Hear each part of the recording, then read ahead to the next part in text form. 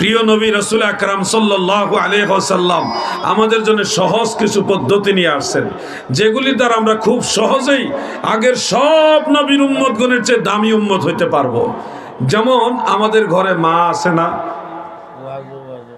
মা নাই আপনারা?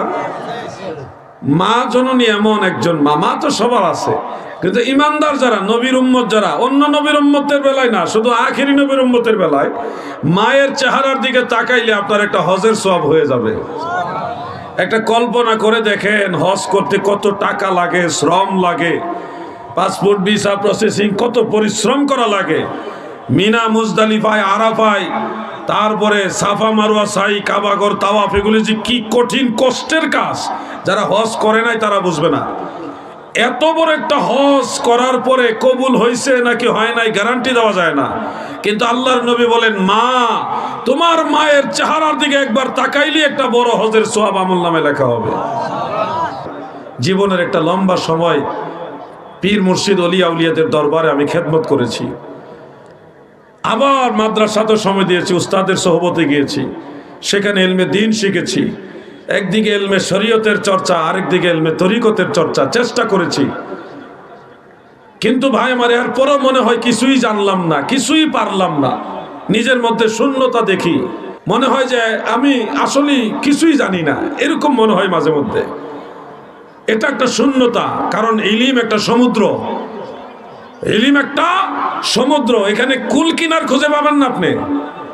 যত আলেম এলমে দ্বীনের সাগরে সাঁতার কেটেছে, তারা কোনোদিন কুল কিনার খুঁজে পায় নাই।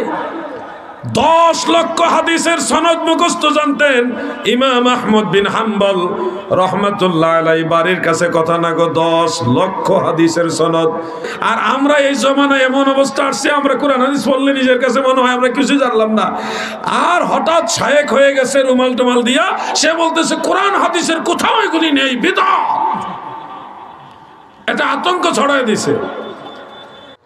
ثم نشهد أن سيدنا وسندنا وحبيبنا وحبيب ربنا وطبيب قلوبنا ونورنا ومنورنا وشفيعنا وأولانا ومولانا محمدا عبده ورسوله صلى الله الذي يحمد حمدا بعد حمد وآله وأصحابه وأهل بيته أجمعين. أما بعد، فقد قال الله تعالى: إن الله وملائكته يصلون على النبي يا أيها الذين آمنوا صلوا عليه وسلموا تسليما. اللهم صل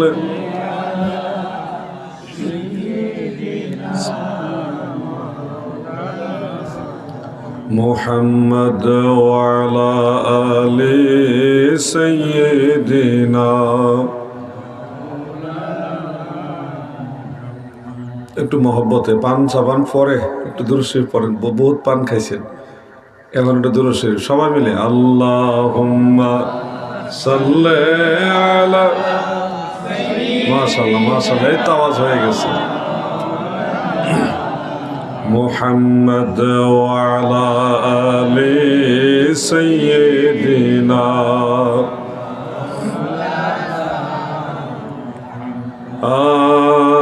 আজ না তো যাবি কাল, গত হলো কত কাল,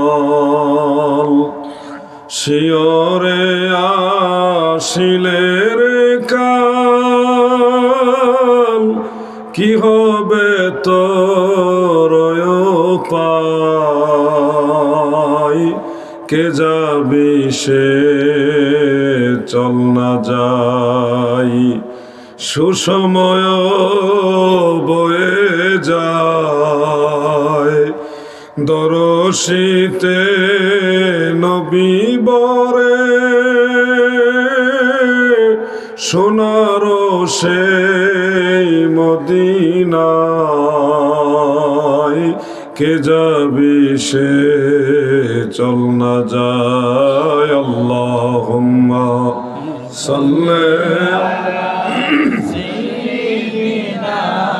মাওলানা মুহাম্মদ ওয়া আলা আলি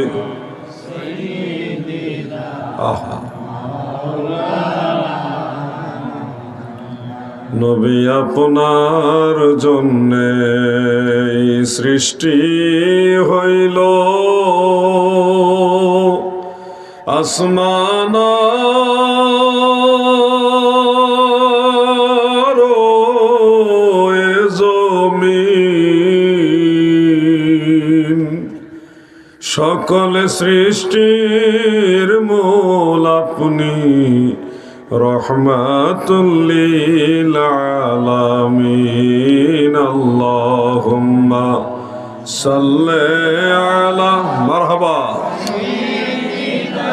মাশাআল্লাহ মুহাম্মদ ওয়া আলা আলি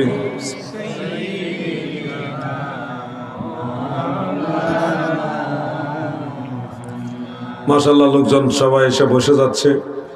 মাহফিলের প্যান্ডেল প্রায় ফিল আপের দিকে। কয়েকজন ভাই কুয়াশার দাঁড়ায় আছে, আপনারা দাঁড়ায় থাকেন, তবে প্যান্ডেলের ভিতরে এসে দাঁড়াইলে কুয়াশা থেকে বাঁচতে পারবেন। আমাদের রিকোয়েস্ট, বসতে বলবো না, আপনাদের ইচ্ছা, বসলে আমরা খুশি হব, দোয়া করব। আর কুয়াশার মধ্যে না দাঁড়াইয়া প্যান্ডেলের একটা কোনায় দাঁড়ান, যেন কুয়াশাটা মাথায় না লাগে।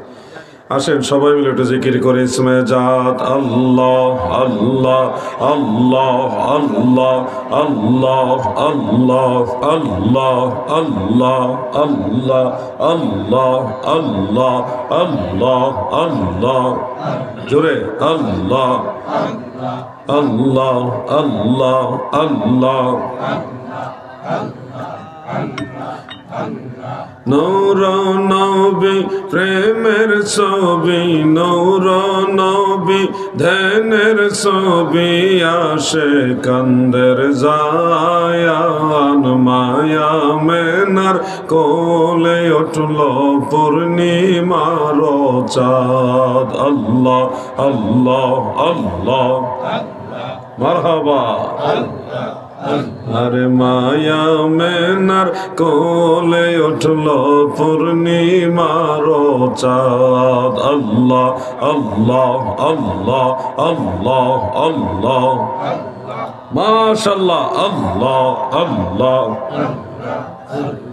যত কষ্ট করলেন নবী এই সকলি উম্মতের লাগি, আহায় এখন কান্দেন নবী, এখন কান্দেন নবী সোনার মদিনায়। মায়া মেনার কোলে উঠল পূর্ণিমার চাঁদ। আল্লাহ আল্লাহ আল্লাহ,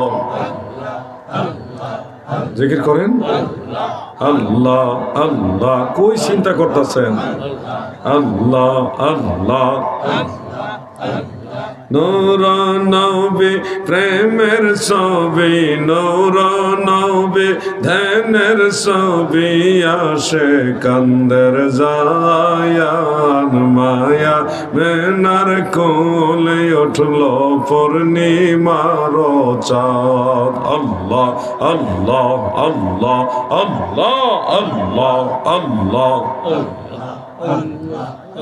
আরে মায়া মেনার কোলে উঠল পূর্ণিমার চাঁদ। আল্লাহ আল্লাহ আল্লাহ আল্লাহ আল্লাহ আল্লাহ আল্লাহ। লা ইলাহা ইল্লাল্লাহু মুহাম্মাদুর রাসূলুল্লাহ সাল্লাল্লাহু আলাইহি ওয়া আলিহি ওয়া সাল্লাম। দারুল কিরাত মসজিদিয়া ফুলতলি ট্রাস্ট নূরপুর শাহী ঈদগাহ শাখা পরিচালনা কমিটির উদ্যোগে পবিত্র ঈদে মিলাদুন নবী সাল্লাল্লাহু আলাইহি ওয়াসাল্লাম উদযাপন উপলক্ষে নূরপুর শাহী ঈদগাহ ময়দানের 13তম বার্ষিক ওয়াজ মাহফিলের সম্মানিত সভাপতি সাহেব জনাব আব্দুল মনির শফিক সাহেব যুক্তরাজ্য প্রবাসী, আজকের মাহফিলের সম্মানিত প্রধান অতিথি উস্তাদুল উলামা হযরতুল হাজ আল্লামা হাফিজ মাওলানা ফখরুদ্দিন চৌধুরী সাহেব জাদায়ে ফুলতলি বারাকাল্লাহু ফি হায়াতি। এছাড়া উপস্থিত এই মাহফিলের সম্মানিত আলোচকবৃন্দ, দিগার সুশিক্ষিত সমাজ, প্রাণপ্রিয় মুমিন মুসলমান ভাইয়েরা, পর্দার আড়ালের মা ও বোনেরা, সকলের প্রতি আন্তরিক অভিনন্দন, মুবারকবাদ। আলোচনার শুরুতে মহান আল্লাহ তাআলার শাহী দরবারে শুকরিয়াতান সবাই মিলে একসাথে বলি আলহামদুলিল্লাহ।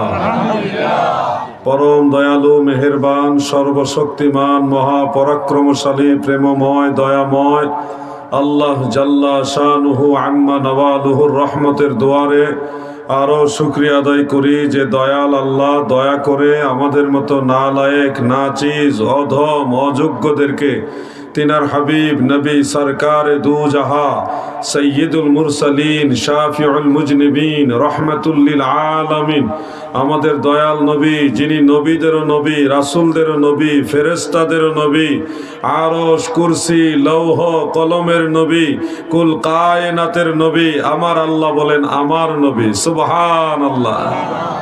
এই বিশ্ব জুড়ে ঘোরে,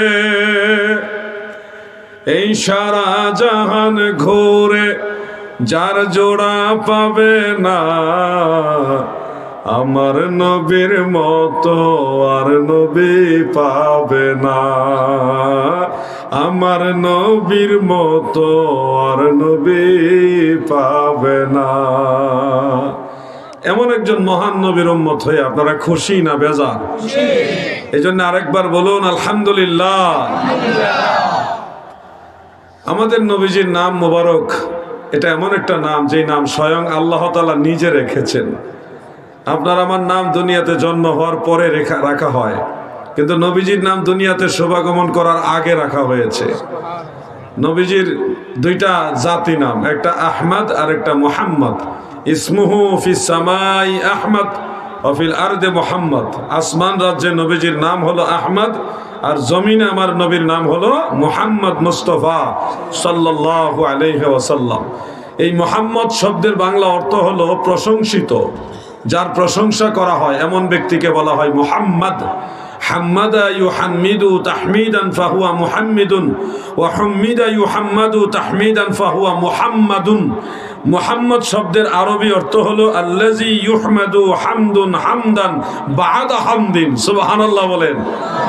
যার প্রশংসা করা হয়, আল্লাযী ইউহমাদু, যার প্রশংসা করা হয়, হামদুন হামদান, প্রশংসা, বা'দা হামদিন, প্রশংসার পরেও যার প্রশংসা করা হয় তাকে বলা হয় মুহাম্মদ। সুবহানাল্লাহ বলেন। আমার এই নবীজির নাম মুবারক মুহাম্মদ আল্লাহ তাআলা নিজে রেখেছেন, কারণ কুল কায়নাতের মধ্যে সর্বপ্রথম আল্লাহ তাআলার প্রশংসা করেছেন আমাদের নবী। এজন্য আল্লাহ নবীজির নাম রাখলেন মুহাম্মদ, প্রশংসিত। আল্লাহ নিজে নবীজির প্রশংসা করেছেন, আর আল্লাহর প্রশংসা নবীজি করেছেন। এই জন্য নবীজির আরেকটা নাম হলো আহমদ মুজতবা, মুহাম্মদ মুস্তাফা সাল্লাল্লাহু আলাইহি ওয়াসাল্লাম। সভাপতি সাহেব আসতেছেন নাকি? সভাপতি সাহেব আপনি, আচ্ছা গেস্ট আসতেছেন একজন, আপনার কথা শুনছি। আপনি মাহফিলটার জন্য অনেক সহযোগিতা করেন। দোয়া করি আল্লাহ আপনাকে দুনিয়া এবং আখিরাতে সম্মানিত করে, বলেন আমিন। এই এলাকার মেজরিটি কাজের মধ্যে সম্মানিত সভাপতি জনাব আব্দুল মনির শফিক সাহেব, তিনি যথেষ্ট আন্তরিকতার সাথে সহযোগিতা করেন। আমাদের আরেকজন গেস্ট আসছে, নাম জানেন কি? মইনুল সাহেব লন্ডন প্রবাসী, তিনিও মাহফিলে এসেছেন। আমাদের পক্ষ থেকে ওনাকে আন্তরিক অভিনন্দন, মোবারকবাদ। অনেকেই বাহিরে কষ্ট করে দাঁড়িয়ে আছেন, একটু পরে তো মাহফিল শেষ হয়ে যাবে, আর কি করবেন? এটুকু সময় যদি না দেন মাহফিলে, তো কষ্ট করে বাড়ি থেকে এখানে আসছেন কেন ভাইজান? বসেন না, আপনারা যেখানে জায়গা পান বসেন। জুতা চুরির সম্ভাবনা থাকলে জুতা সাথে নিয়ে বসেন। তারপরে মাহফিলে বসার জন্য আমি অনুরোধ করতেছি, আপনারা বসলে আমি দোয়া করবো আপনাদের জন্য। ওই যে কোনায় কয়জন ভাই দাঁড়ায় আছে, আহারে কুয়াশার মধ্যে দাঁড়ায় রয়েছে। ও বালাগঞ্জের মুমিন মুসলমান, আসেন না একসাথে বসি, সবাই বসে আল্লাহ বিল্লাহ করে দিয়ে একটা কথা বলি, আমল করার মতো দু একটা কথা শুনেন, উপকার আসবে। আসেন, আর হাঁটাহাঁটি করেন না, আর কিছুক্ষণ পরে তো মাহফিলই কমপ্লিট হয়ে যাবে। আসুন, সবাইকে আমি আবারও বিনয়ের সাথে আহ্বান করছি, মাহফিলের ভিতরে এসে বসেন। আল্লাহ তৌফিক দেন, আমিন। একটু জিকির করেন, লা ইলাহা ইল্লাল্লাহ, লা ইলাহা, লা ইলাহা ইল্লাল্লাহ, লা ইলাহা ইল্লাল্লাহ, লা ইলাহা। মাশরিক মাগরিব দিক বিদিক চলিল সে আলোর চিক, উড়িল নিশান তৌহিদের, উড়িল নিশান তৌহিদের, পড়ুন কালিমা মুসলমান, লা ইলাহা ইল্লাল্লাহ, লা ইলাহা ইল্লাল্লাহ, লা ইলাহা ইল্লাল্লাহ, লা ইলাহা ইল্লাল্লাহ, মুহাম্মাদুর রাসূলুল্লাহ সাল্লাল্লাহু আলাইহি ওয়া আলিহি ওয়াসাল্লাম। আমার দয়াল নবীজি আল্লাহর প্রশংসা করেছে, এই জন্যে নবীর এক নাম হলো আহমদ। আর নবীজি প্রশংসা করেছে বিদায় আল্লাহ নিজে নবীর প্রশংসা করেছেন, এই জন্যে নবীর নাম হলো মুহাম্মদ, প্রশংসিত, যার প্রশংসা করা হয়। ও বালাগঞ্জের নবীর প্রেমিকেরা, জানেননি আমার আল্লাহ আমার দয়াল নবীকে এত বেশি ভালোবাসে, আর সে আজিমের প্রতিটি খুঁটির মধ্যে নবীর নাম আমার আল্লাহ লিখে রেখেছে। জান্নাতের প্রতিটি দরজায় দরজায়, জান্নাতের গাছের যত পাতা আছে প্রতিটি পাতায় পাতায় আমার আল্লাহ নবীর নাম লিখেছে। সুবহানাল্লাহ, কত ভালোবাসে আমার আল্লাহ আমার দয়াল নবীকে গো। আমাদের আদি পিতা হযরতে আদম আলাইহিস সালাম জমিনের মধ্যে প্রায় 350 বছরের মতো যখন কাঁদলেন, কাদার পরে তিনি বলেন, রাফা'তু রাসি ওয়া রাআইতু কাওয়াইমাল আরশি মাকতুবান ফিহি লা ইলাহা ইল্লাল্লাহু মুহাম্মাদুর রাসূলুল্লাহ সাল্লাল্লাহু আলাইহি ওয়াসাল্লাম। আল্লাহর আরশের মধ্যে নবীর নাম লেখা দেখলাম, দোয়া করলাম, আল্লাহুম্মা ইন্নী আসআলুকা বিহাক্কি মুহাম্মাদিন আন তাগফিরুলি ইয়া রাব্বি। আল্লাহ হক নবী মুহাম্মদ মুস্তাফার উসিলায় ক্ষমা করুন। আমার আল্লাহ কয়, ক্ষমা করলাম, তবে তুমি তাকে কেমনে চিনলা? আদম নবী বলে, আল্লাহ আপনি যখন আমারে বানাইছেন তখনই দেখছি আপনার নামের সাথে এই নাম লেখা আছে, সেই থেকে আমি ধরে নিয়েছি তিনি আপনার মহব্বতের বান্দা, আপনার বন্ধু। আল্লাহ তাআলা বলেন, কাদ সাদাকতা ইয়া আদম, আদম রে তুমি সত্য বলেছো। ওয়ালাউলা মুহাম্মাদুন মা খালাকতুকা, আমি যদি আখিরি নবী মুহাম্মদ মুস্তাফাকে না বানাইতাম তুমি আদম নবীরেও বানাইতাম না। সুবহানাল্লাহ। নাছিল আকাশ, নাছিল বাতাস, নাছিল দুনিয়া দীপ্তিময়, রাসূল তোমারই কারণে বিশাল ভুবনে মহান আল্লাহ তাআলার পরিচয়, রাসূল আল্লাহ তাআলার পরিচয়। আল্লাহ তাআলা মহব্বতের বান্দা, সবচেয়ে মাহবুব বান্দা হলো আমার দয়াল নবীজি। সেই নবীর প্রশংসা না করলে কেমন যেন মাহফিলটাই মনে হয় একটু মান্দা মান্দা, মানে একটু মানে মনের ভিতরে একটা অভাব মন থেকে যায় যে নবীজির ব্যাপারে কিছু বললাম না। আমরা সুন্নি, সেই হিসাবে রাসূল পাকের প্রশংসা দিয়ে আলোচনা শুরু করি। আজকে এটুকুই বললাম, তবে আরো বলবো ইনশাআল্লাহ। আল্লাহর নবীর উম্মত হওয়ার কারণে আপনারা আমরা অনেক বড় ভাগ্যবান হয়েছি, অনেক বড় সৌভাগ্যবান হয়েছি। যেমন আগের নবীর উম্মতেরা লম্বা লম্বা হায়াত পাইতো, 400, 500, 600, 700 বছর হায়াত পাইছে, এমনও দেখা গেছে 800, 900 বছর হায়াত পাইছে। কিন্তু আমাদের হায়াত, গড় হায়াত হলো 60, 70, 80 বছর। এর মধ্যে আমরা ম্যাক্সিমাম মানুষ পরপারে চলে যাই। তো এই অল্প হায়াতে আগের সব নবীর উম্মতের চেয়ে দামি উম্মত আমরা কিভাবে হব? আল্লাহর হাবিব রাহমাতুল লিল আলামিন প্রিয় নবী রাসূল আকরাম সাল্লাল্লাহু আলাইহি ওয়াসাল্লাম আমাদের জন্য সহজ কিছু পদ্ধতি নিয়ে আসছেন, যেগুলির দ্বারা আমরা খুব সহজেই আগের সব নবীর উম্মতগণের চেয়ে দামি উম্মত হইতে পারবো। যেমন আমাদের ঘরে মা আছে না? মা নাই আপনারা? মা জননী এমন একজন মা, মা তো সবার আছে, কিন্তু ইমানদার যারা নবীর উম্মত, যারা অন্য নবীর উম্মতের বেলায় না, শুধু আখেরি নবীর উম্মতের বেলায় মায়ের চেহারার দিকে তাকাইলে আপনার একটা হজের সওয়াব হয়ে যাবে। একটা কল্পনা করে দেখেন, হজ করতে কত টাকা লাগে, শ্রম লাগে, পাসপোর্ট ভিসা প্রসেসিং, কত পরিশ্রম করা লাগে। মিনা, মুজদালিফায়, আরাফায়, তারপরে সাফা মারওয়া সাই, কাবাগর তাওয়াফ, এগুলি যে কি কঠিন কষ্টের কাজ, যারা হজ করে নাই তারা বুঝবে না।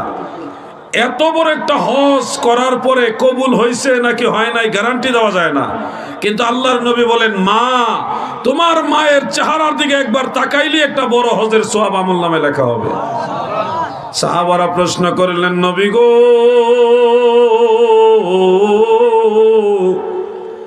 যদি সন্তান মায়ের চেহারার দিকে 100 বার তাকায় তাতে কি হবে গো নবী? আল্লাহর নবী বলেন, মায়ের চেহারা এমন দামি চেহারা, ওই চেহারায় 100 বার তাকাইলে 100টা হজের সওয়াব হবে। এই মা আমাদের ঘরে আছে না? কিন্তু সেই মাকে কত অবহেলা করি আমরা। আপনার মা শ্যামলা কালার হতে পারে, আপনার মা কালো হতে পারে, আপনার মা ফর্সাও হতে পারে, কিন্তু মনে রাখবেন, মা যেই রঙের হোক, যেই কালারের হোক, মা কিন্তু মা। মা এমন দামি, আল্লাহর নবী বলেন, ইন্নাল জান্নাতা তাহতা আকদামিল উম্মাহাত।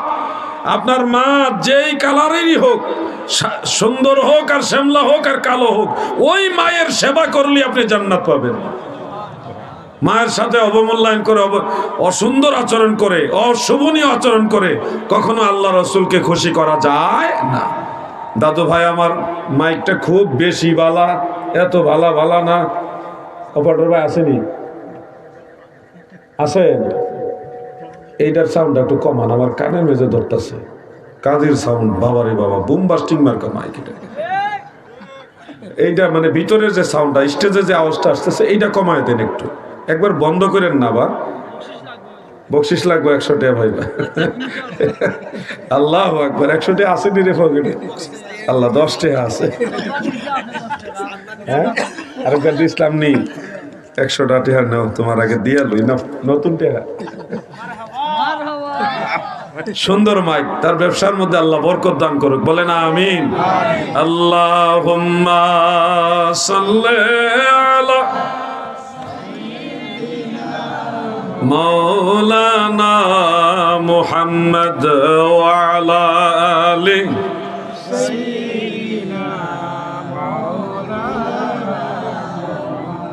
আমার দাদু ভাইয়েরা গভীর মনোযোগ। কাশফুল খাফা নামক একটা কিতাব আছে, ইমাম ইসমাইল আজলুনি রহমাতুল্লাহ আলাইহির লেখা। সেই কিতাবে হযরত আনাস ইবনে মালিক রাদিয়াল্লাহু আনহু থেকে একখানা riwayat বর্ণিত রয়েছে। এই হাদিস শরীফটা হাফেজুল হাদিস ইমাম শামসুদ্দিন সাখাবী রহমাতুল্লাহ আলাইহির মাকাসিদুল হাসানা সেই কিতাবের মধ্যে উল্লেখ। আল্লাহর নবী রাহমাতুল লিল আলামিন বলেন, উম্মতেরা শোনো, 5টা জিনিসের দিকে যখন তোমরা তাকাইবা, ওই 5টা জিনিসের দিকে তাকানোর সাথে সাথে ইবাদত হিসেবে গণ্য হয়ে যাবে। 1 নম্বর হলো মা বাবার চেহারা। মা বাবার চেহারা, এই চেহারাগুলি দামি চেহারা। আপনার মা, আমার মা, প্রত্যেকের মা, প্রত্যেকের বাবা, মা বাবার চেহারার দিকে তাকাইলেই আল্লাহর নবী বলছে এটা ইবাদত। শুধু নফল নামাজ পড়লে ইবাদত তা না, মা বাবার চেহারার দিকে তাকাইলেও ইবাদত। এটা দামি, আল্লাহর কাছে ওইভাবে মূল্যায়িত। 2 নম্বর হলো কাবা ঘরের দিকে তাকায় থাকো। আল্লাহ যদি নসিবে রাখে বাইতুল্লাহ শরীফে যাওয়ার মতো, কাবা ঘরের দিকে তাকাইও। আল্লাহর নবী বলেছেন আন-নাজরু ইলাল কাবাতি ইবাদাতুন, কাবা ঘরের দিকে তাকানো ইবাদত।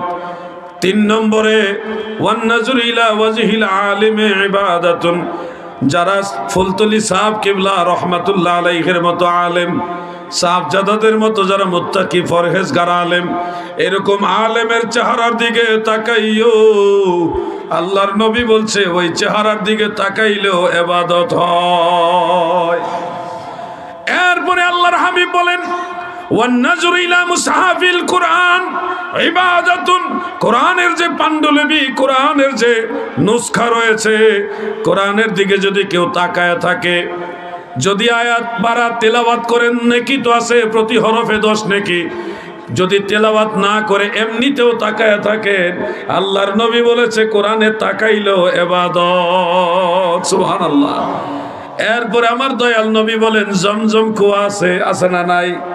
জমজম কুয়া এখন দেখা যায় না, কিন্তু নিয়ত করে জমজম কুয়া যেখানে আছে থাকতে পারে ওই দিকে যদি তাকায় থাকেন, নিয়াতুল মুমিন খায়রুম মিন আমালিহি, মুমিনের নিয়ত তার আমলের চেয়ে আরো দামি।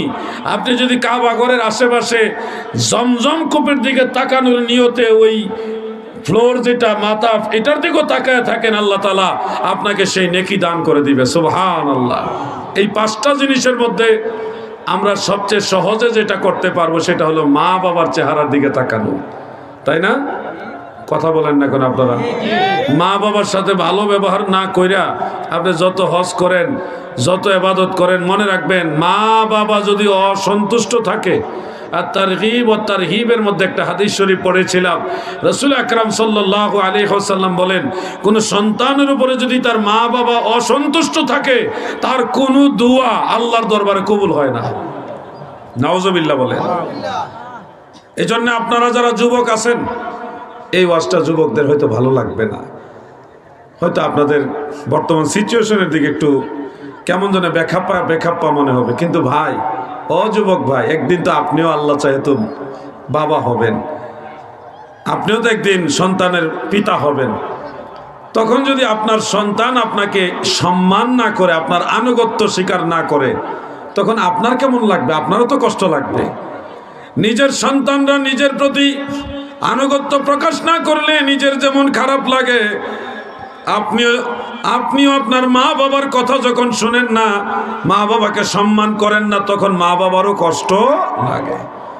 মা বাবা এমন একটা জায়গা, যে জায়গাটা মা যদি মুশরিকও হয়, কাফেরও হয়, তাও মাকে ছেড়ে দেওয়া, মা বাবার ভরণ পোষণ থেকে দূরে সরে যাওয়ার কোনো সুযোগ নাই। মা যদি বিধর্মীয় হয়, তাও মায়ের সেবা করতে হবে। তিরমিজি শরীফের মধ্যে উল্লেখ, জান্নাতের আশারায়ে মুবাশশারার যে 10 জন সাহাবীর অন্যতম একজন সাহাবীর নাম হলো আশারায়ে মুবাশশারার হযরত সাদ ইবনে আবি ওয়াক্কাস রাদিয়াল্লাহু তাআলা আনহু। তিনার আম্মাজান ছিলেন কাফের, এমন মুশরিকা ছিলেন যে আল্লাহর রাসূলকে উনি দেখতেই পারতেন না। হযরত সাদ রাদিয়াল্লাহু আনহু মুসলমান হওয়ার পরে ওনার মা কঠিন গুসা হলেন, রাগান্বিত হয়ে বললেন, হে সাদ, তুমি মুহাম্মদকে ছেড়ে দাও। যদি মুহাম্মদ সাল্লাল্লাহু আলাইহি সাল্লামকে ছেড়ে না দাও, তাহলে আমি তোমার কোনো রোজগারের খাবার গ্রহণ করব না। নাউজুবিল্লাহ বলেন। মা জননীকে সন্তান হিসেবে হযরতে সাদ বললেন, মাগো মা,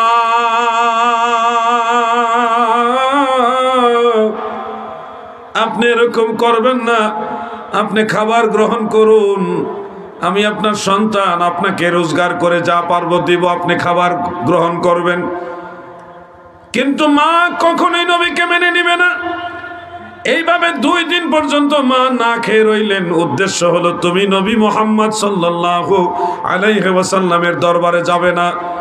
2 দিন পরে যখন দেখলেন মা খায় না, হযরত সাদ রাদিয়াল্লাহু আনহু বললেন, মা গো, ও মা, আপনি খাবার গ্রহণ করুন, আপনার প্রতি অনুরোধ।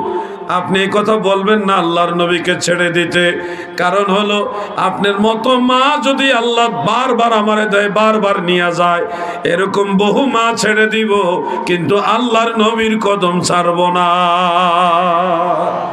ইমানের মোকাবেলায় মাকে আনুগত্য করা যাবে না, ইমানের বিপরীতে মায়ের আনুগত্য করা যাবে না। কিন্তু পার্থিব যে ভরণ পোষণ, ঔষধপত্র সেবন, মা বাবার যে খেদমত, এটার ক্ষেত্রে কখনো আপনি পিছু হটতে পারবেন না, এটা চালিয়ে যেতে হবে, যদি মা বাবা ইমানদারও না হয়। কথা বুঝতেছেন না আপনারা? না বুঝেন না? এটা কিন্তু অনেকের বিরুদ্ধে যাবে। মা বাবার অসন্তুষ্টি নিয়ে কাবাঘর তাওয়াফ করলে কাজ হবে না।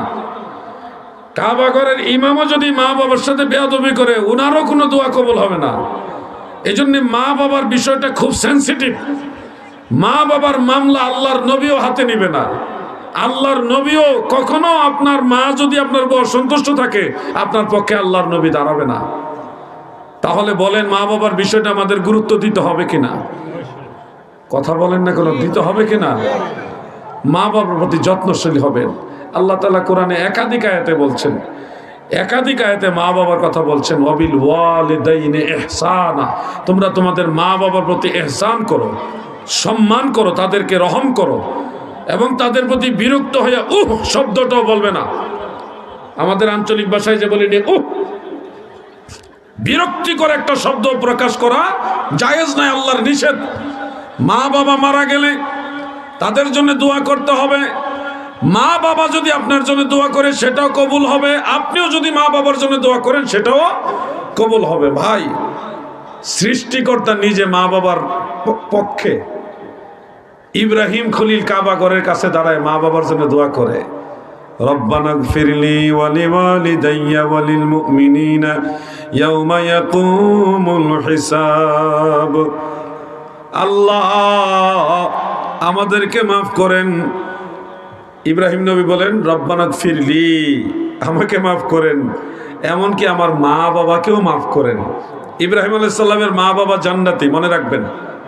এখানে একটা পয়েন্ট আছে, আমাদের জাতির পিতা হযরত ইব্রাহিম আলাইহিস সালামের মা এবং বাবা দুইজনই জান্নাতি। আজর ইব্রাহিম নবীর বাবা নয়, আজর হলো ইব্রাহিম নবীর চাচা। আজর জাহান্নামে যাবে, এটা মনে রাখবেন সবাই, ভুল যেন না হয়। আমাদের অনেক ভাইরা কথায় কথায় উদাহরণ দেয়, ইব্রাহিম নবীর বাবাও জাহান্নামে যাইব, আবার অনেক সময় বলে আমাদের নবীও জাহান্নামে যাবে। নাউজুবিল্লাহ, খবরদার এগুলি বলবেন না। আমাদের নবীর বাবা জান্নাতি, নবীজির মাও জান্নাতি, ইব্রাহিম আলাইহিস সালামের মা বাবাও জান্নাতি। তবে ইব্রাহিম নবীর চাচা আজর জাহান্নামী। আজর ইব্রাহিম নবীর জন্মদাতা পিতা নয়, উনি ছিলেন চাচা, উনি মুশরিক ছিলেন। কোরআনুল কারীমের মধ্যে একটা আয়াতে কারিমা আছে, ইজ ক্বালা ইব্রাহিম লিআবিহি আযার। ইব্রাহিম আলাইহিস সালাম যখন তার বাবা আজরকে বললেন, এখানে আজরকে আবি শব্দ, লিআবিহি তার বাবাকে বললেন, এই শব্দটা আল্লাহ ব্যবহার করেছেন। মনে রাখবেন, এখান থেকে অনেকে ধরে নেন যে আজর হলো ইব্রাহিম নবীর বাবা। আসলে আজর ইব্রাহিম নবীর বাবা না। আল্লাহ তাআলা যে শব্দটা ব্যবহার করেছেন লি আবিহি, আবুন শব্দের অর্থ জন্মদাতা বাবাও হয়, চাচাও হয়, দাদাও হয়। এটা এমন একটা শব্দ যে শব্দ দিয়া বাবা, চাচা, দাদা সবাইকে বোঝায়। যেমন কোরআন শরীফের মধ্যে আরেকটা আয়াত আছে, ইয়াকুব আলাইহিস সালাম তিনার সন্তানদেরকে বলেছিলেন, জিজ্ঞাসা করেছিলেন, আমি পর্দা নেওয়ার পর, ইন্তেকাল শরীফের পরে তোমরা কার ইবাদত করবে? সন্তানরা বলেছিল, ক্বালু না'বুদু ইলাহাকা ওয়া ইলাহা আবাইকা ইব্রাহিম ওয়া ইসমাঈল ওয়া ইসহাক। না'বুদু, আমরা ইবাদত করব, ইলাহাকা, আপনার ইলাহির, ইয়াকুব নবী গো,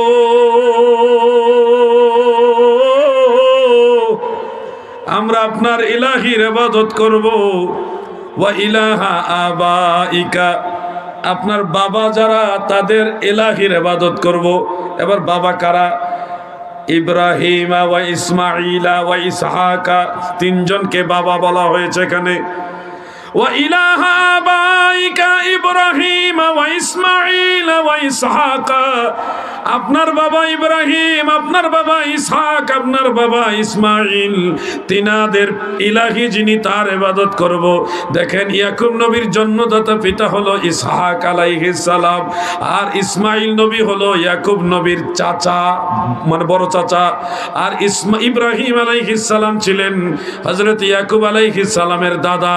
দাদা, বড় চাচা এবং জন্মদাতা বাবা তিনজনকে আল্লাহ তাআলা আবুন শব্দ দ্বারা পরিচয় করাইছেন।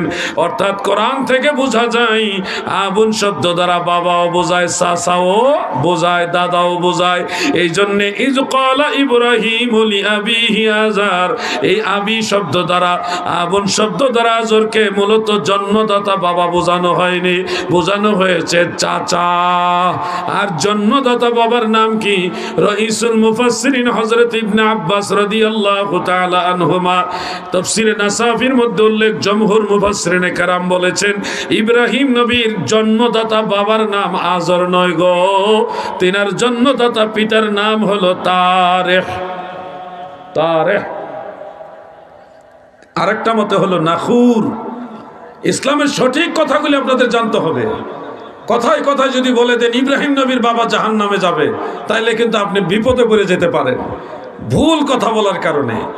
ইব্রাহিম আলাইহিস সালামের চাচা আযর জাহান্নামে যাবে, ইব্রাহিম আলাইহিস সালামের বাবা জান্নাতি। একটা কথা আরেকটা কথা না বললে এটা পেছ থেকে যাবে। একটা আয়াত আছে, মা কানা লিন-নাবিয়্যি ওয়াল্লাযীনা আমানু আইয়াস্তাগফিরু লিল মুশরিকিন ইলা আখির। আমার আল্লাহ তাআলা ইব্রাহিম আলাইহিস সালামকে উদ্দেশ্য করে বললেন, কোন নবীর জন্য এবং ঈমানদারের জন্য উচিত নয় মুশরিকদের জন্য ইস্তেগফার করা। অর্থাৎ আযরের জন্য ইব্রাহিম নবী দোয়া করেছিলেন, ইস্তেগফার করেছিলেন। এটা আল্লাহ পছন্দ করলেন না, বলে দিলেন কোন নবী এবং মুমিনদের জন্য উচিত নয় মুশরিকের জন্য ইস্তেগফার করা। আযরের জন্য ইস্তেগফারের যে দরখাস্ত, এটা আল্লাহ নাকচ করে দিলেন। মনে রাখবেন এই কথাগুলো। এটা ছিল ইব্রাহিম নবী যখন বালক, ওই নমরুদের আগুনের কুণ্ডলিতে পড়ার আগের ঘটনা এটা। আমি কিন্তু ইব্রাহিম আলাইহিস সালামের বাড়িতে গেছি যেখানে এই ঘটনা ঘটছে। নমরুদ আগুনে ফেলে দিয়েছে, ওখানেও গিয়েছি আলহামদুলিল্লাহ। এবার জানুয়ারি মাসের শেষের দিকে যাব আবার। আজকে টাকা পয়সা জমা দেওয়া হয়েছে, পাসপোর্ট জমা দেওয়া হয়েছে। আশা করতেছি কিছুদিনের মধ্যে আমরা ইরাকের ভিসা পাবো। বেবিলন শহরে হলো ইব্রাহিম নবীর বাড়ি। নমরুদের অগ্নিকুণ্ডলী এখনো আছে সেই জায়গাটা। ইনশাআল্লাহ যাব, আপনারা দোয়া করবেন, আমিও আপনাদের জন্য দোয়া করব। এই যে ইব্রাহিম নবী তার বাবার জন্য মানে চাচার জন্য দোয়া করেছিলেন, এটা আল্লাহ নাকচ করলেন। এটা হলো ইব্রাহিম আলাইহিস সালামের যুবককালের ঘটনা, যখন যুবক উনি বালক ওই সময়। আর ইসমাইল আলাইহিস সালাম জন্ম হয়েছে ইব্রাহিম নবীর বয়স যখন 95 বেশি, 90 থেকে 95 বেশি হয়ে গেছে। শেষ বয়সে ইসমাইল আলাইহিস সালাম জন্ম। এরপর ইসহাক আলাইহিস সালাম জন্ম হয়েছে। ইসমাইল আলাইহিস সালামকে সাথে নিয়ে কাবা ঘরের পাশে দাঁড়িয়ে ইব্রাহিম আলাইহিস সালাম যে দোয়াটা করেছিলেন, এই দোয়াটা আমি আপনাদের একটু আগে পড়ে শোনালাম। রব্বানা গফিরলি ওয়া লিওয়ালিদাইয়া ওয়া লিল মুমিনিনা ইয়াউমা ইয়াকুমুল হিসাব। আল্লাহর নবী ইব্রাহিম খলিলুল্লাহ আলাইহিস সালাম বললেন, রব্বানা গফিরলি, আল্লাহ আমাকে ক্ষমা করেন, ওয়া লিওয়ালিদাইয়া, আমার মা বাবাকেও ক্ষমা করেন।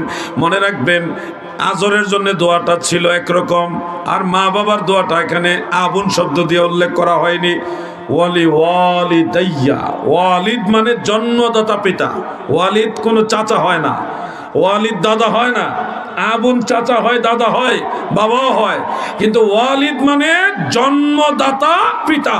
ইব্রাহিম আলাইহিস সালাম নিজের জন্মদাতা পিতার দোয়া করেছেন শেষ বয়সে কাবা ঘরের কাছে ইসমাইল নবীকে সাথে নিয়ে। রব্বানা গফিরলি ওয়া লিওয়ালিদাইয়া, আল্লাহ আমার মা বাবাকেও ক্ষমা করেন। অতএব ইব্রাহিম নবীর মা বাবা জান্নাতি, আমাদের নবীর মা বাবাও জান্নাতি। সুবহানাল্লাহ। মা বাবার জন্য দোয়া করবেন, করবেন কিনা বলেন? এটা খোলো না ভাই, সবার মুখ খোলা। তুমি কি করোনার ডরাও নাকি? শুনেন ভাই আমার, আমাদের নবীর মা বাবাও জান্নাতি। অনেক ধরনের কথা আমাদের সমাজে প্রচলিত আছে। সহিহ মুসলিমের একটা হাদিস শরীফ দিয়ে আমাদের যুবকদেরকে অনেকে মিসগাইড করে। হাদিস বোঝার জন্য আলাদা কিছু জ্ঞান অর্জন করতে হয়। বাংলা অনুবাদ পড়লে হাদিসের মূল ঘটনা জানা যায় না, মনে রাখবেন। মুসলিম শরীফের মধ্যে একটা হাদিস রয়েছে, হযরত আনাস রাদিয়াল্লাহু আনহু থেকে বর্ণিত। রাসূল আকরাম সাল্লাল্লাহু আলাইহি ওয়াসাল্লামের কাছে এক সাহাবী এসে বললেন, ইয়া রাসূলুল্লাহি আইনা আবি, নবী গো আমার বাবা কোথায়? নবীজি বললেন, ফাকালা ফিন্নার, তোমার বাবা জাহান্নামে। ওই লোকটা যখন মন খারাপ করে চলে যাচ্ছিল, মুসলিম শরীফের আবরত আছে যে ইন্না আবি ওয়া আবাকা ফিন্নার, তোমার বাবা আমার বাবা দুজনেই জাহান্নামে। এই কথাটা মুসলিম শরীফে আছে। এটাকে কেন্দ্র করে আমাদের এই যুবকদেরকে এক ধরনের লোক আছে লামাযহাবী, তারা বলে দেখেন আল্লাহর নবী নিজেই বলছে নবীর বাবা জাহান্নামে, অতএব নবীর বাবা জাহান্নামী। এই ধরনের ওয়াজ কিন্তু আমাদের যুবকদেরকে শোনায়, ইউটিউবে পাওয়া যায়। মনে রাখবেন এখানে নবীজি যে শব্দটা ব্যবহার করেছে ইন্না আবি, আবুন দ্বারা চাচাও বোঝায়, নবীর চাচা আবু তালেবকে ইন্ডিকেট করা হয়েছে এখানে, নবীজির জন্মদাতা পিতাকে ইন্ডিকেট করা হয়নি। এমনকি হাদিস শরীফের এখানে আরেকটা ব্যাখ্যা আছে। এই ঘটনাটা যে সাহাবী এসে নবীজিকে জিজ্ঞাসা করলেন, নবীজি বললেন তোমার বাবা জাহান্নামে, এই ঘটনাটা অন্য সাহাবীরা বর্ণনা করেছেন। হযরত ইবনে ওমর, হযরতে সাদ ইবনে আবি ওয়াক্কাস রাদিয়াল্লাহু তাআলা আনহুমা, ওনারা দুইজনে বর্ণনা করেছেন, যেটা ইবনে মাজাতেও আছে, মুসনাদ বাজ্জারের মধ্যেও আছে। সেখানে উল্লেখ, ওই সাহাবী এসে বললেন, ইয়া রাসূলুল্লাহ আইনা আবি, আমার বাবা কোথায়? দয়াল নবীজি পরিষ্কার কিছু বললেন না যে তোমার বাবা জাহান্নামে, এটা বলেননি। এটা কিভাবে বলে? আমাদের একটা জ্ঞান, ধরেন আপনার বাবা, আপনার সম্মানিত বাবাকে যদি আমি বলে দিই আপনার বাপ জাহান্নামে, আপনার মন খারাপ হবে না? কি মন খারাপ হবে না? বাপ যতই গুনাহগার হোক, বাপ যতই গুনাহগার হোক, কিন্তু আরেকজন যখন বলবে আপনার বাপ জাহান্নামে যাইবো, আপনি শুনতে কিন্তু খারাপ লাগবে। যে জিনিসটা আমাদের বেলায় আমরা এটা ভালো মনে করি না, এমন একটা কথা আল্লাহর নবী বলে দিবেন যে তোমার বাবা জাহান্নামে, এটা তো হয় না। নবীজি ওই সাহাবীর মনে এভাবে কষ্ট দিতে পারেন না, এটা ম্যাচিং হয় না। অরিজিনাল ঘটনাটা হলো যখন উনি বললেন ইয়া রাসূলুল্লাহ আমার বাবা কোথায়, নবীজি বললেন ইজা মারারতুম আলা কবরি কাফিরিন ফাবাশশিরহু আও ফাবাশশিরহুম বিন্নার, তোমরা যখন কোনো কাফেরের কবরের পাশ দিয়ে যাবে তাকে জাহান্নামের সুসংবাদ দিবে। নবীজি সরাসরি বলেন নাই যে তোমার বাবা জাহান্নাম, এটা বলেনি। বলছে কোনো কাফেরের কবরের পাশ দিয়ে যখন যাবে তাকে জাহান্নামের সুসংবাদ দিবে। এটা হলো অরিজিনাল হাদিস শরীফ। আর নবীর বাবা ইন্না আবি, এই শব্দটা হলো মুদরাজ। উসুলে হাদিসের ভাষায় মুদরাজ মানে কোন রাবি বর্ণনাকারী নিজের থেকে শব্দটা ঢুকিয়ে দিয়েছে ভুলবশত। আর এটার হওয়ার সম্ভাবনাও আছে। এখানে একজন রাবি আছে, ওনার নাম হাম্মাদ। নাম কি? হাম্মাদ ইবনে সুলাইমান। তার ব্যাপারে ইমাম যাহাবী তার আসমাউ রিজালের কিতাবগুলোতে লিখেছেন যে ওয়াহুয়া সিকা ওয়ালাহু কাসীরুল আওহাম, সে যদিও বিশ্বস্ত রাবি কিন্তু তার প্রচুর পরিমাণে ভুল আছে। হাদিস বর্ণনা করার সময় উনি ভুল করতেন, যার বাস্তবতা দেখি হাম্মাদের যারা ক্লাসমেট, হযরতে সাবেত আল বুনানি, হযরতে জুহরি, তারপরে হযরতে মামার ইবনে রাশাদ, ওনারা একই, মানে সবাই একই উস্তাদের ছাত্র। ওই তিনজন বর্ণনা করেছে একরকম, আর হাম্মাদ বর্ণনা করেছে আরেক রকম। তাহলে বোঝা যাচ্ছে এখানে হাম্মাদের কোনো না কোনো একটা শব্দ এদরাজ হয়েছে, মানে একটু কম বেশি হয়েছে, অন্য সাহাবীদের বর্ণনার সাথেও মিলে না, অন্য ক্লাসমেট যারা আছে তাদের সাথেও মিলে না। এজন্য বলবো নবীজির বাবা জাহান্নামী এই কথা যারা বলে দিবে তারা হলো সুন্নাহ ওয়াল জামাতের লোক হতে পারে না। শামসুল উলামা আল্লামা সাহেব কেবলা ফুলতলি রহমাতুল্লাহ আলাইহির জবানে আমি নিজে শুনেছি, দয়াল নবীর আব্বাজান আম্মাজান জান্নাতি এই ব্যাপারে একাধিক মাহফিল আমি শুনেছি, সাহাবে এই ব্যাপারে আলোচনা করতেন। একটা আকীদার কিতাবের ইবারত নিয়েও তিনি কথা বলতেন মাঝে মধ্যে, ফিকহুল আকবর থেকে। এই জন্য বলছি আহলুস সুন্নাহ ওয়াল জামাতের কেউ নবীর মা বাবাকে জাহান্নামী বলবে না, ইব্রাহিম নবীর মা বাবাকেও জাহান্নামী বলবে না। উত্তরবঙ্গের সিরাজগঞ্জে আমি একবার একটা মাহফিলে ইব্রাহিম আলাইহিস সালামের মা বাবা যে জান্নাতি এবং আজর ইব্রাহিম নবীর বাবা নয় চাচা, এই ব্যাখ্যাটা দিলাম যেভাবে আপনাদের বললাম। এই কথাগুলি দিলাম। আমার ডানে বামে স্টেজে যত আলিম ছিল, বেশ অনেক আলিম ছিল, ওনারা ম্যাক্সিমামই হইল সারা জীবন ওয়াজ করে আসছে ইব্রাহিম নবীর বাবা জাহান্নামী। এখন আমি যেভাবে কোরআনের আয়াত তুলে ধরতেছি, হাদিসের ইবারতগুলি তুলে ধরতেছি, ওনারা আমি পরে ভিডিওতে দেখছি ওনাদের চেহারাগুলি এমন ফ্যাকাশে হয়ে গেছে যে সারা বছর ওয়াজ করলো ইব্রাহিম আলাইহিস সালামের বাবা জাহান্নামে যাইব, এখন তো দেখা যাইতেছে উনি আসলে ইব্রাহিম নবীর বাবা না, চাচা। বাবা জান্নাতি কিতাবের হাওলা সহ দিছি, দেখলাম সবাই যে আমার একটা থতমত খেয়ে গেছে। এখন জবাব দেওয়ার তো কায়দা নাই, কারণ কোরআন হাদিস তো দুই না, কোরআন হাদিস তো উল্টায় ফেলা যায় না, যায় নাকি ভাই? কোরআন হাদিসের সঠিক ব্যাখ্যাটা সঠিক পথে যারা আছে তারাই সুন্নি মুসলমান, ঠিক কিনা বলে? সুন্নি মুসলমান যারা আমরা নবীর তরিকার মধ্যে আছি, আমরা হঠাৎ করে আসিনি। বড় পীর আব্দুল কাদের জিলানী রহমাতুল্লাহ আলাইহির সাথে আমাদের মিল আছে, খাজা গরিবে নওয়াজ মুঈনুদ্দিন চিশতি রহমাতুল্লাহ আলাইহির সাথে আমাদের মিল আছে, মুজাদ্দিদ আল ফিসানি আল ফারুকি রহমাতুল্লাহর সাথে আমাদের মিল আছে, খাজা বাহাউদ্দিন নকশবন্দ, ইমাম বুখারী, ইমাম মুসলিম, ইমাম তিরমিজি, ইমাম ইবনে মাজাহ, ইমাম নাসাই, ইমাম আযম আবু হানিফা, ইমাম মালিক ইবনে আনাস, ইমাম আহমদ বিন হাম্বল, ইমাম শাফি, পৃথিবীর সব ইমামদের সাথে আমাদের মিল। কারণ আমরা নতুন কোন দল বানাই নাই, আমরা সেই পুরাতন দল যেই দলের মূল প্রবর্তক রাহমাতুল লিল আলামিন, সেই দলের নাম সুন্নি জামাত, ঠিক কিনা বলে? ভাই আমার, নতুন দল যারা বানাইছে তাদের দলিল বানানো লাগে। আমরা তো নতুন না, আমাদের দলিল বানানো লাগে না, আমাদের দলিল আগেই আছে। আমি যেই কথাগুলো বললাম প্রত্যেকটা কথা কোনো না কোনো ইমামের কিতাবে আমি দেখাইতে পারবো, কারণ আমার তো নতুন না। আপনি নতুন করে বললে নিজে একটা মতবাদ বানাইতে হবে। দাদু গো, অনুরোধ করে বলে যাই, মা বাবার প্রতি যত্নশীল হবেন, মা বাবার প্রতি রহমশীল হবেন। আমার ভাই সারাদিন পরিশ্রম করে কি সুন্দর ঘুমাইতেছে, এমনি ঘুমাই লইব। মুখটা খুলেন, এটা একটু খুললে বসেন, খুলেন পুরোপুরি মুখটা খুলেন। হ্যাঁ, একটু সবাই মিলে একটু জিকির করেন, লা ইলাহা ইল্লাল্লাহ, মাশাআল্লাহ মাশাআল্লাহ, লা ইলাহা ইল্লাল্লাহ, লা ইলাহা, পড়েন, জিকির করেন, ইল্লাল্লাহু লা ইলাহা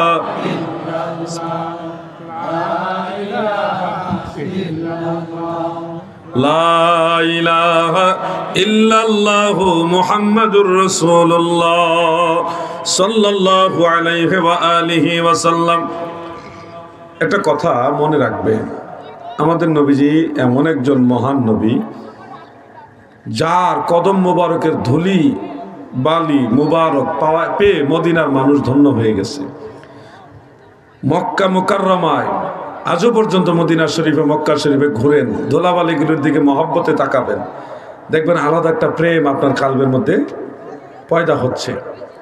এই ধুলাবালির সাথে আল্লাহর হাবিবের কদম মুবারকের ছোঁয়া লাগছে। এখানে নবীজি হাঁটাহাঁটি করছে। মা হালিমা তো সাদিয়ার বাড়িতে যখন গেলাম, গিয়ে নবীজির ওই যে শিশুকালটা ওখানে কেটেছিল, ওখানে একটা গাছের নিচে জিবরিল আমিন আলাইহিস সালাম আমার নবীকে শুইয়ে নবীজির সিনা মুবারক চাক করেছিলেন। এখানে একটা বিষয় শিক্ষণীয় আছে। অনেকে ওয়াজটা ভুলভাবে বলে থাকে যে নবীজির ভিতরে ময়লা আবর্জনা ছিল, কিছু দুষ্ত্রুটি ছিল, এগুলি জিবরিল বের করে ফেলে দিয়েছে, নাউজুবিল্লাহ বলে, এরপর আবার ঠিক করে লাগাই দিয়েছে, এরকম একটা কথা অনেকে বলে থাকে। ওয়াজ করার আগে ওয়াজ আগে শিখতে হবে। ওয়াজ যারা করেছে প্রবীণ আলেম, তাদের সোহবতে থেকে সঠিক জিনিসটা আপনাকে জানতে হবে। এমবিবিএস পাস করলেই ডাক্তার হয় না, প্র্যাকটিস করতে হয়। এলএলবি পাস করলেই অ্যাডভোকেট হয় না, সিনিয়র অ্যাডভোকেটের সাথে প্র্যাকটিস করতে হয়। আমাদের দেশে তো কামেল পাস করার আগেই আমরা বক্তা হয়ে যাই, কথা ঠিক না? তো আমাদের আর প্র্যাকটিসের প্রয়োজন হয় না।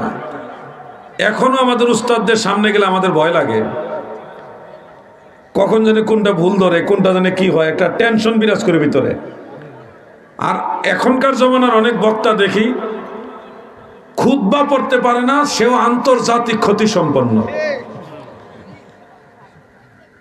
এমন এক ফিতনার জমানায় আমরা পড়ে গেছি। আল্লাহু আকবার। আমি কি বলবো, মাহফিলে গিয়ে দেখি একজন বলতেছে আল্লাহু মাআলুম, আল্লাহ মাআলুম বলতেছে। মাআলুম আল্লাহর ব্যাপারে এই শব্দটা যায় না, বললে একেবারে ইমান চলে যাবে তা না। আপনার নেক নিয়তে আলামু এটা বুঝাইবার জন্য মালুম বললে সেটা এক বিষয়, কিন্তু মালুম শব্দটা আল্লাহর ব্যাপারে যায় না। মালুম এটা ইসমে মাফউল, সামিআ ইয়াসমাউ এর গর্দনে মাসমাউনের ওজনে হলো মালুমুন। মালুম মানে যিনি নিজের থেকে জানে না, কারো মাধ্যমে জানে, তাকে বলা হয় মালুম। আল্লাহ কি কারো মাধ্যমে জানে না নিজের থেকে জানে? আল্লাহ তো সব জ্ঞানের মালিক। আল্লাহর ক্ষেত্রে উচ্চারণ হবে আল্লাহু আ'লামু। আমার আগে মাওলানা জুয়েল আহমদ লতিফি সাহেব নাকি অত্যন্ত বিচক্ষণ বিদগ্ধ আলেম, জ্ঞানী আলেম। আমি কয়েক মিনিট ওনার আলোচনা শুনে বুঝলাম ইলমের যে গভীরতা। আলেম চিনতে বেশি ওয়াজ শোনা লাগে না, খুতবা শুনলে বোঝা যায় আলেম কারা আর আলেম না কারা। তো ওনার আমি যে লতিফি সাহেবের আলোচনার মধ্যে বুঝলাম যে উনি এই আল্লাহু আ'লামু এই কথাটা বলেছেন। খেয়াল করছেন কিনা আপনারা?